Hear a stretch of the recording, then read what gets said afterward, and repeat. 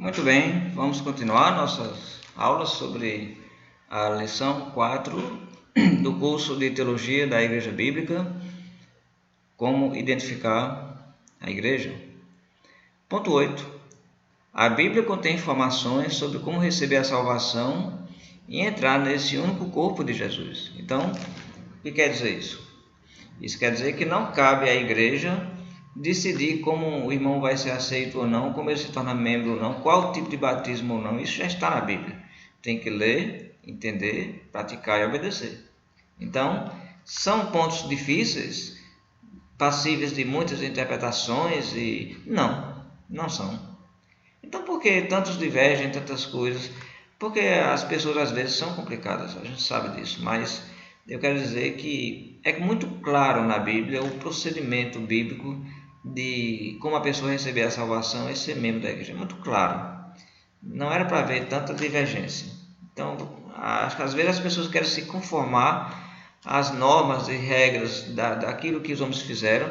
Às vezes as pessoas se apegam aos seus nomes e partidos e querem defender aquilo até o fim e jamais vão aceitar nada que venha contra o que elas pensam, mesmo que estejam vendo na Bíblia que está diferente.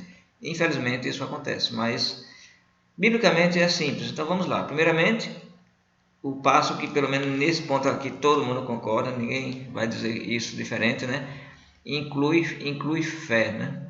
Logicamente, fé em Cristo. Hebreus 11:6, sem fé é impossível agradar a Deus. Então, fé é necessário para fazer parte do reino da igreja, para ser um cristão, para fazer parte do corpo. E arrependimento, né? Arrependimento dos nossos pecados. Não, o arrependimento não é depois, é antes, para que a pessoa possa fazer parte do corpo. Se entra através da fé e também do arrependimento. Se tiver fé, mas não tiver arrependimento, não pode. Jesus repetiu muitas vezes, não pode ser meu discípulo, né? Se não carregar a sua cruz, não pode ser meu discípulo. Não renunciar a tudo quanto tem, não pode ser meu discípulo. Então, tem que também ter arrependimento. Muitas vezes igrejas, líderes, colocam a fé lá em cima, aceita Jesus como seu salvador e pronto, né? Tem que trabalhar o arrependimento. Muitas vezes a pessoa está com muitas coisas erradas que ela não está disposta a deixar, né? E aí vem de qualquer jeito? Não podemos fazer isso, são almas humanas, né? É coisa muito importante e séria. Então, há arrependimento dos nossos pecados. Isso está claramente na palavra de Deus, sim. Nós temos aqui o livro de Atos, Atos capítulo 17, né? Atos capítulo 17, versículo 30. Vamos ver aqui, livro de Atos, capítulo 17, versículo 30, diz assim: Ora, não levou Deus em conta os tempos da ignorância. Agora, porém, notifica aos homens que todos, em toda parte, se arrependam. E 2,38, quando Pedro pregou aquela mensagem lá para os judeus em Jerusalém, diz: Arrependei-vos e sejais batizados. Então, o arrependimento vem antes do batismo. Tem alguma coisa errada que precisa resolver? Resolva antes do batismo, antes de se entregar a Deus.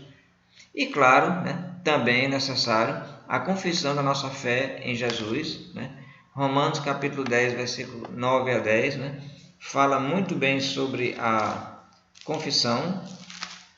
Romanos capítulo 10, 9 a 10, diz: Se com a tua boca confessares Jesus como Senhor, e em teu coração creres que Deus o ressuscitou dentre os mortos, serás salvo. Porque com o coração se crê para a justiça e com a boca se confessa a respeito da salvação.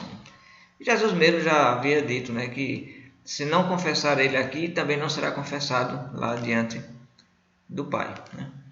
Então, confissão também é necessária e, claro, o passo final para a pessoa ser aceita, fazer parte da igreja, receber a salvação, inclui também o batismo.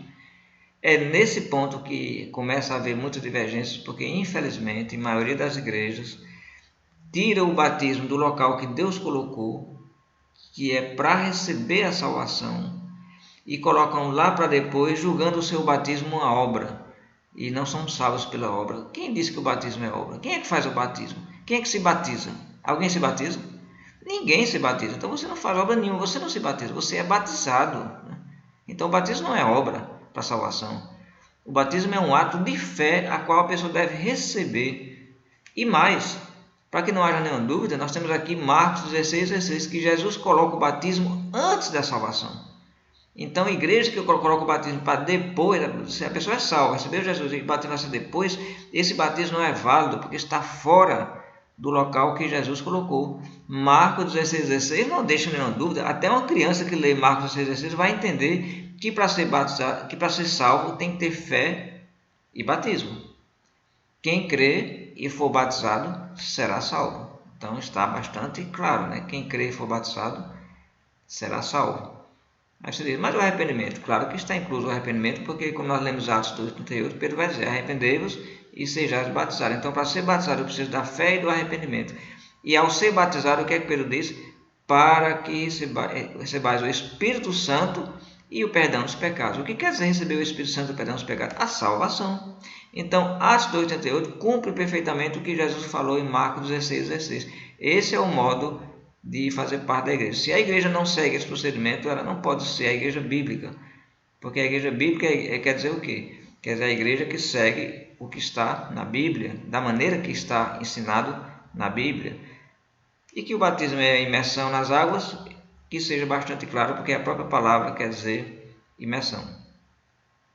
Então, uma vez que alguém seja salvo, é também acrescentado à igreja e nascido no corpo de Jesus. Temos também textos muito claros, como Romanos capítulo 6, versículo 3 a 4, quando o apóstolo Paulo, falando para os romanos que haviam sido batizados, ele vai mostrar que o batismo é importante para a salvação, porque ele está ligado à morte e ressurreição de Jesus. Então, quando somos batizados, por que o batismo é por imersão? Porque eles simbolizam um sepultamento e uma ressurreição com Cristo. Então, se não foi assim que você foi batizado, me desculpe, mas esse não é o batismo bíblico. Precisa ser batizado novamente. Só há um batismo, mas se não for o batismo da Bíblia, a pessoa pode ter recebido 30 batismos, mas ela precisa receber o único batismo bíblico. Uma vez recebido, a pessoa não mais precisará ser batizada. Romanos 6, versículo 3 diz, ou porventura ignorais que todos nós que fomos batizados em Cristo, fomos batizados na sua morte. Fomos, pois, olha aí, sepultados com ele na morte pelo batismo. Você está entendendo agora porque é mergulhado na água? É um sepultamento como Cristo.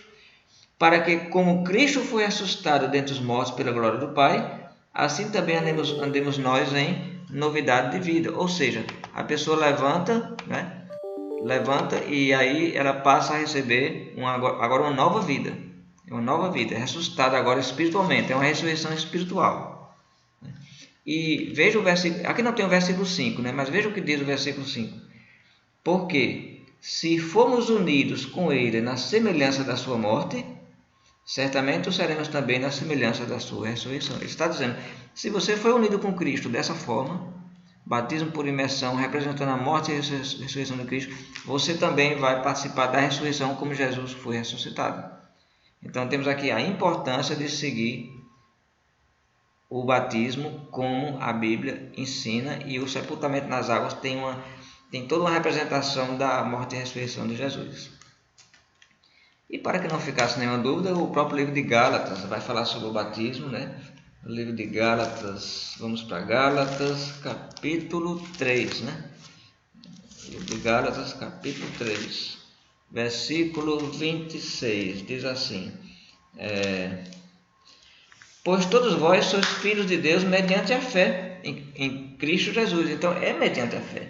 Não, você está dizendo que é mediante o batismo? Não estamos dizendo que é mediante o batismo. Estamos dizendo que o batismo é um ato de fé. Né? Porque veja o que ele vai dizer aqui. Todos vós sois filhos de Deus mediante a fé em Cristo Jesus. Porque todos quantos fossem batizados em Cristo, de Cristo vos revestistes. Então, a pessoa quer seguir a Deus, ela quer se revestir de Cristo. Então, pela fé, ela vai ser batizada. O batismo não é uma obra, é um ato de fé. E aí ninguém faz o batismo, você recebe o batismo. Né? Quem faz o batismo é quem já é cristão. 1 Coríntios, capítulo 12, versículo 13, né, também. Vamos ler aqui 1 Coríntios, mais uma passagem. Capítulo 12, versículo 13. Veja o que vai dizer. Pois em um só batismo, todos nós fomos batizados em um corpo, quer judeus, quer gregos, quer escravos, quer livres, e a todos nós foi dado a beber de um só Espírito. Então todos são batizados em um corpo só, em uma igreja só, porque só existe uma igreja. Então, através da nossa obediência a esses mandamentos ou condições, nascemos no corpo que é a igreja, né? Então ele pede para você verificar mais duas passagens. Lembra a passagem de João, capítulo 3, versículo 3 a 5, que eu vou citar aqui para você. Jesus diz: aquele que não nascer de novo não pode entrar no reino de Deus. Então, no sepultamento e na ressurreição é um novo nascimento para uma vida nova, né? Você faz nova criatura. Então, claro que isso tem a ver com o batismo, o novo nascimento, nascer da água e do Espírito. E Efésios 4,4, quando vai dizer que há somente um corpo, mas também diz que há um só batismo. Esse batismo, só há um batismo. Então por que a pessoa é batizada outra vez? Muitas vezes porque o primeiro batismo não foi bíblico, né? Então tem que prestar atenção a esse ponto. Outra coisa para a identificação da igreja bíblica é que se ela é igreja bíblica, ela vai manter o louvor bíblico. O louvor dela vai ser o mesmo louvor da igreja do primeiro século. Não, mas os tempos mudaram, os tempos... Não, a Bíblia não mudou. A Bíblia é a mesma. A mesma revelação apostólica é que nós temos. Então, a igreja não tem que se adaptar à nova onda de maneira nenhuma. O louvor deve ser o louvor bíblico, um louvor simples. Então, hoje a gente sabe muito bem, né, o quanto a coisa já evoluiu, né? Hoje já existe verdadeiro show, né? É um show de picadeiro, né? É bandas, né? Barulho, é guitarra, é tudo, né? Era assim no louvor da igreja bíblica? Não, não era. Então o louvor da igreja bíblica é bem diferente da maior parte das igrejas de hoje. Por quê? Porque ele é conforme os ensinamentos e exemplos específicos do Novo Testamento. Então vamos lá. Primeira coisa, os cristãos se reúnem no qual dia? Primeiro dia da semana. Conforme Atos capítulo 20, versículo 7, Paulo diz que estando nós reunidos no primeiro dia da semana com o fim de partir o pão, né? Então a reunião no primeiro dia da semana era para partir o pão, para celebrar a ceia. Por que o primeiro dia da semana? Porque é o dia da ressurreição. Foi o dia da ressurreição de Cristo. Cantando hinos de adoração e instrução. Efésios capítulo 5, versículo 19 vai dizer isso, né? Louvando e salmodiando de coração ao Senhor. Efésios 5, 19. Orando em conjunto. Atos 2,42, eles perseveravam na oração. E, claro, lendo e estudando as Escrituras, como disse 2 Timóteo 2,15, procura apresentar como obreiro aprovado, né? Que maneja bem a palavra da verdade. E temos também 1 Timóteo capítulo 4, versículo 13, né? Atos 2,42 diz que eles perseveravam na doutrina dos apóstolos. Essa doutrina era as Escrituras. Participam do partir do pão, que é a ceia. Então os cristãos se reuniam, né? Então a adoração era no primeiro dia da semana, cantavam hinos, oravam e participavam da ceia. Participavam da ceia do Senhor.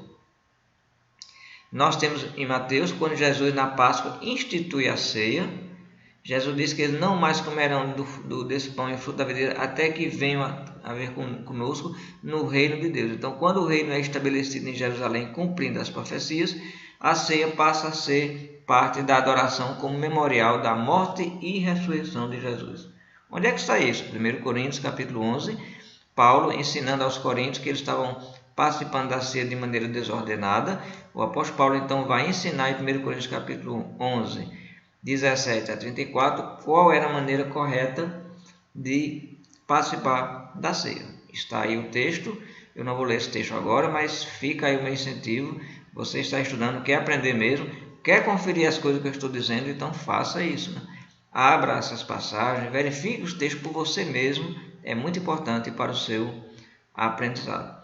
Atos 2,48 vai falar sobre perseverar no partir do pão e, como citamos agora há pouco, 20, versículo 7, quando Paulo diz que se reuniu no primeiro dia da semana para partir o pão. O que mais eles faziam na adoração? Eles contribuíam para o serviço do Senhor? Contribuíam liberalmente? Não davam dízimo. Era oferta que eles faziam. O dízimo, como nós já estudamos ou vamos estudar mais ainda, né? Mas que fique claro que fazia parte da adoração dos judeus de Israel no Antigo Testamento. É citado nos Evangelhos porque entenda que nos Evangelhos ainda é o Velho Testamento, né? É só quando Jesus morre que entra a nova aliança. A partir daí, não se vê mais falar em dízimo, mas sim nas ofertas. como uma parte generosa dos seus bens materiais. Não era essa oferta que eles davam, não imagine que era aquela oferta de dar aquela moedinha, como muitas vezes é feito. Não, era uma oferta real, uma oferta generosa. Onde é que ensina sobre a oferta? Há ensinamento sobre o dízimo na igreja? Não há, não. Não há, porque passou a vigorar a oferta. Agora era de coração, né? A adoração é de coração. A oferta passa a ser de coração. 1 Coríntios 16, 2, Paulo ensina sobre a oferta, de juntar a oferta no primeiro dia da semana. E temos 2 Coríntios capítulo 8, versículo 1 a 9, que também está ensinando sobre a oferta, né? E um texto muito importante, podemos citar aqui, fica em 2 Coríntios capítulo 9. Eu vou citar essa passagem, que ela é muito importante para entender bem a parte da oferta na adoração. 2 Coríntios capítulo 9, versículo 2 Coríntios capítulo 9 vai falar aqui sobre a oferta. E ele vai dizer...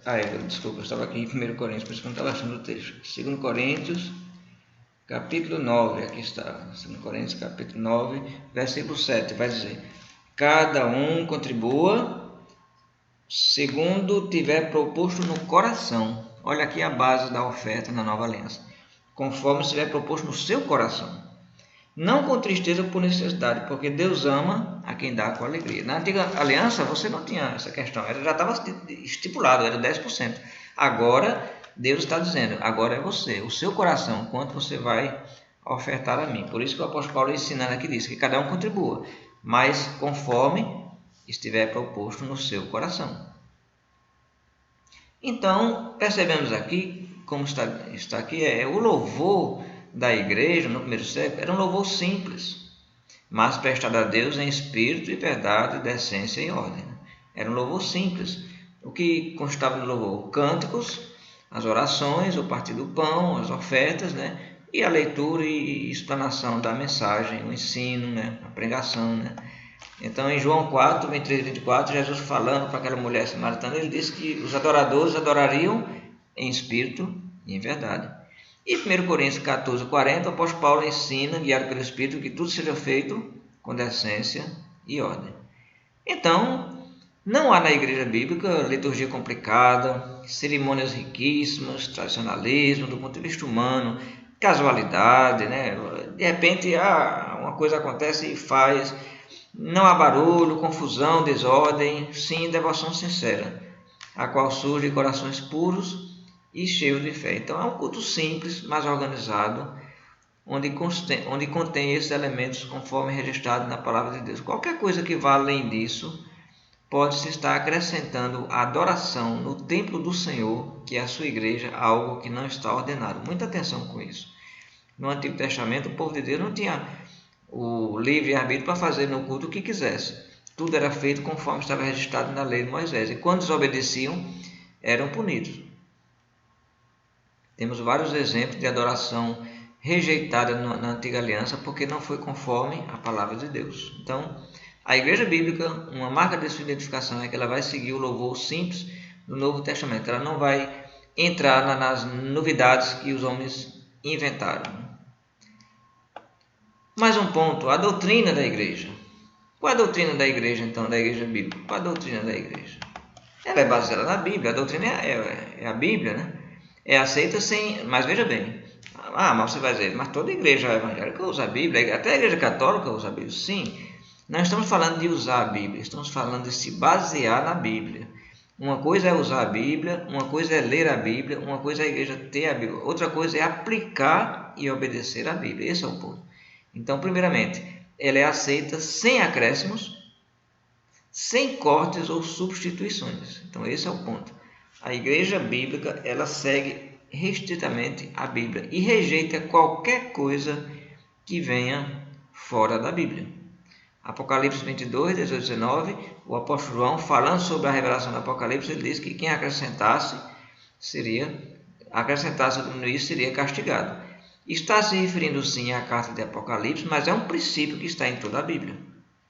Gálatas capítulo 1, versículo 6, 7 até 11, o apóstolo Paulo diz que até um anjo que venha com outra mensagem que seja amaldiçoado. Então, a Bíblia Sagrada é o único credo da igreja. Outros livros oficiais, revelações especiais, manuais, lista de regulamentos, missas, outros credos exigidos pelos homens, são todos rejeitados pela Bíblia. A palavra de Deus não aceita nada além dela mesma. Por quê? A lei do Senhor é suficiente para o nosso louvor e conduta. A lei do Senhor é perfeita. A lei do Senhor é perfeita e completamente suficiente. 2 Timóteo capítulo 2, versículo 15, né? Obreiro aprovado é aquele que maneja bem a palavra, e capítulo 3, 15, 17, toda a escritura é inspirada por Deus. Salmo 19, que vai falar muito bem que a lei do Senhor é perfeita e restaura a alma, né? Então, a doutrina da igreja qual é? É a doutrina da Bíblia. Vamos continuar na nossa próxima videoaula e vamos falar um pouco sobre a organização da igreja.